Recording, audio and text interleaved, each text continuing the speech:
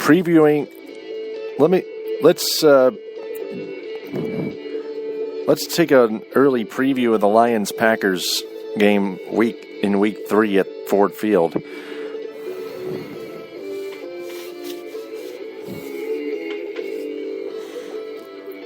Five things to watch by Kyle Meinke on MLive.com. First and foremost, Aaron Rodgers, who has the arm and the receivers to pick apart most secondaries, and the Lions secondary is not like most secondaries. It's a wreck. The Lions are improving at outside cornerback, especially Darius Slay, but have major issues elsewhere in the back end. That's particularly true at nickelback, where they've lost Bill Bentley and Nevin Lawson for the season. They have two options right now. Number one, Cassius Vaughn, who isn't really a nickel, or Danny Gore, who was signed Tuesday and has played a total of 2 nickel snaps the past 2 years combined. Neither option is particularly appetizing. The Lions' best hope is for Rasheem Mathis and Darius Slay to play out of their minds on the outside and let the safeties contain whatever damage is inflicted in the slot. Number 2, hang on to the ball.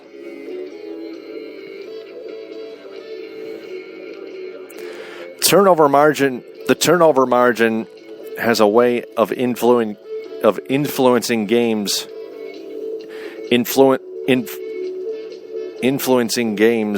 more than just about any other statistic.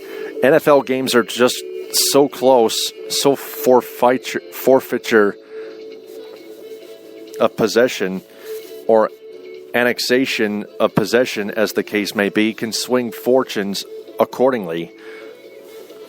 The Lions added yet another chapter to that file last week, losing 3 turnovers, including 1 in scoring range and another on special teams, in a 24-7 loss against the Carolina Panthers on the road. Joique Bell is now tied for the league in fumbles, plus dropped a catchable pass that would have given Detroit a first down deep in Panthers territory. The Lions had to settle for a field goal attempt, which they missed.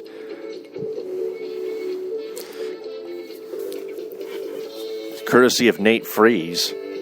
Quarterback Matthew Stafford threw his first pick of the season in the fourth quarter, which Carolina turned into another 8 points in the final 15-point margin.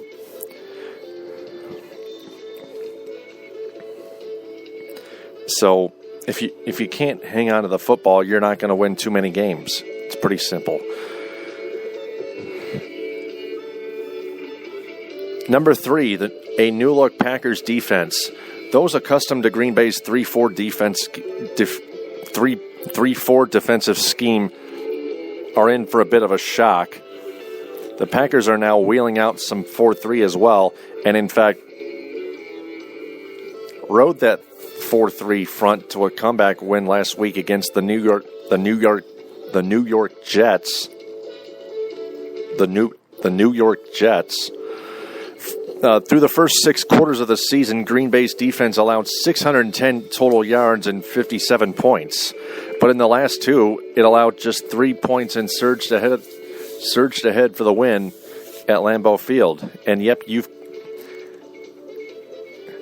Green Bay, as you might have guessed, played mostly 4-3 in that first half. In that second half. Number 4, diversify on offense. The Lions brought in some shiny new toys for Matthew Stafford, including Golden Tate and Eric Ebron. They brought in Reggie Bush last year. Yet Stafford reverted to the bad habit of forcing balls to Calvin Johnson last week. One of those balls, which was carelessly tossed into double coverage, was picked off at a critical juncture. And I saw that interception. That was clumsy. Green Bay isn't very good at defensively, and the Lions are going to need to exploit that weakness to keep up with the Packers' offense. Their best hope is to win in a track meet and that means Stafford needs to do a better job of utilizing his secondary options. Of course, getting some kind of support from the run game, any kind of support would help. The Lions ranked 28th overall at 73 flat rushing yards per game, and their 3.0 yards per carry average ranks 29th. Number 5, the Rodgers Cruise. The Lions are just 2-15 against the Packers since September 11th, 2005. And get this, in one of the wins on Thanksgiving Day last year, Rodgers did not play. It was Matt Flynn who started and got sacked one time for a safety by Ndamukong Suh. In other words, the Lions have never won a game that Rodgers finished. They're 0-9 in those games, and now they'll face him again at half strength in the secondary,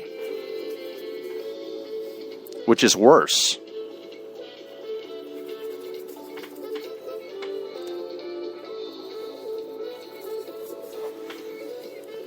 I predict a slugfest, 42-42 going into overtime.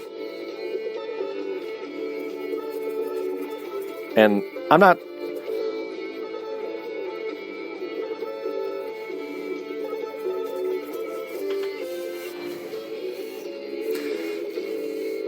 And if the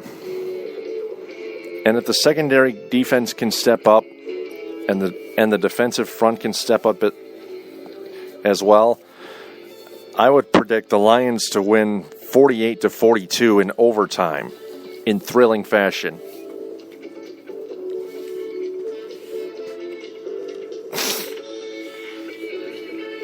It's time for the Lions offense to wake back up.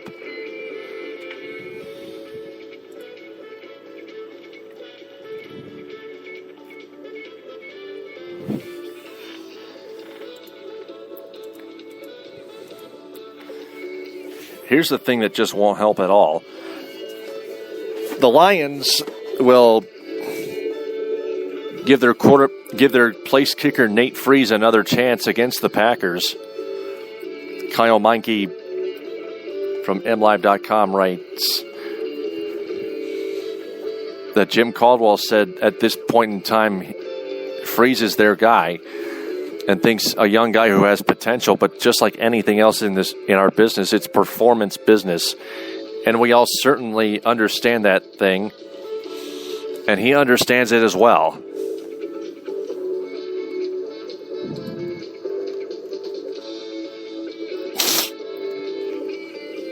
They selected Freeze out of Boston College, but he's 2 for 5 on the season with a long of 28 yards, not including... It does not include blocked kicks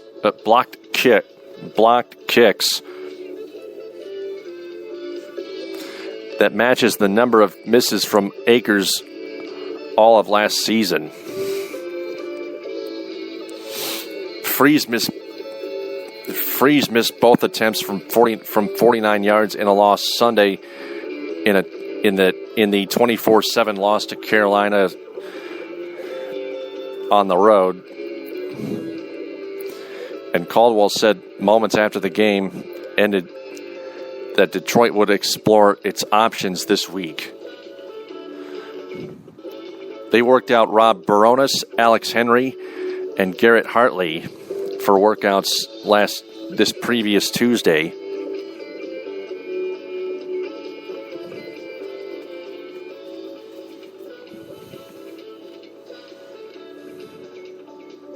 And Freeze told the reporters earlier, he told the media earlier this week that he believes he's striking the ball fine. A stance he took throughout the offseason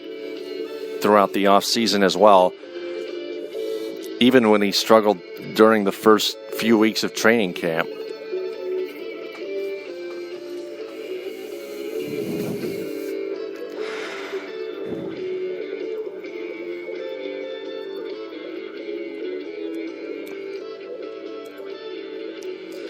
I don't agree with Caldwell sticking with Freeze.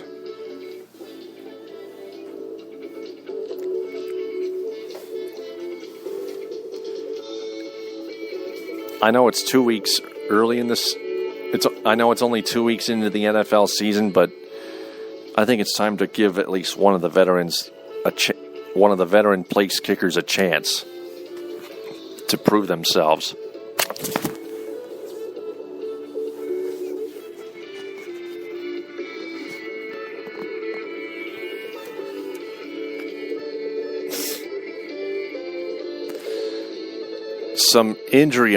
An injury update.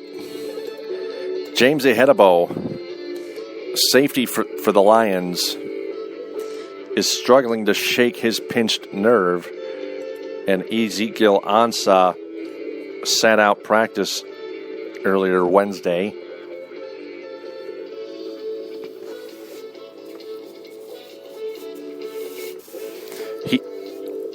Ahedebo participated in the Lions' first practice of the week on Wednesday, which normally would be a good sign he would play Sunday against the Green Bay Packers. But his case is a little different. He's practiced each of the past 2 weeks, yet was scratched for both games due to the injury. Ahedebo was starting to get frustrated by the start to his Lions career.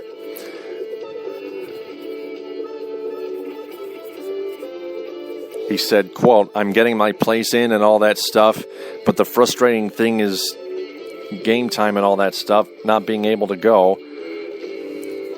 It's one of those things that's day to day. Could be later on today, could be tomorrow, not 100% certain.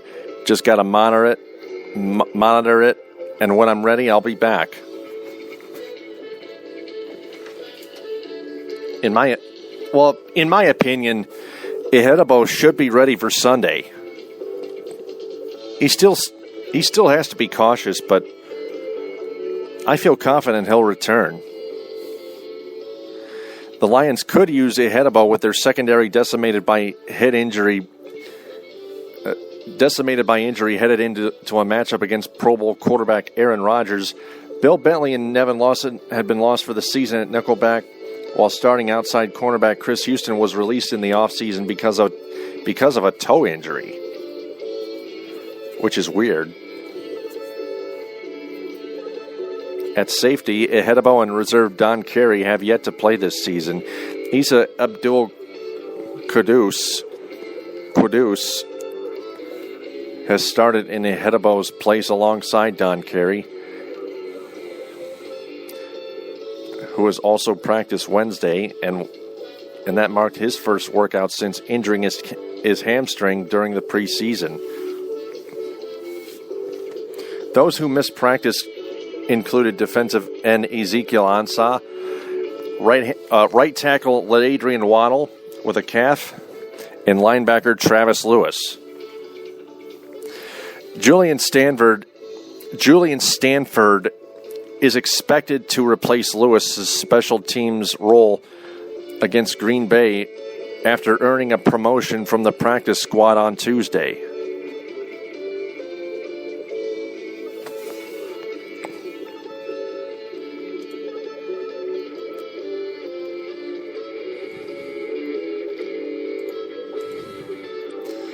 Couple more.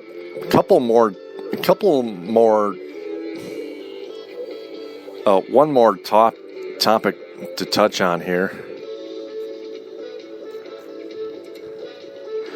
Calvin Megatron Johnson feels bad for Adrian Peterson and differentiates between domestic violence against women and children, which is a social issue. Kyle Meinke writes from MLive.com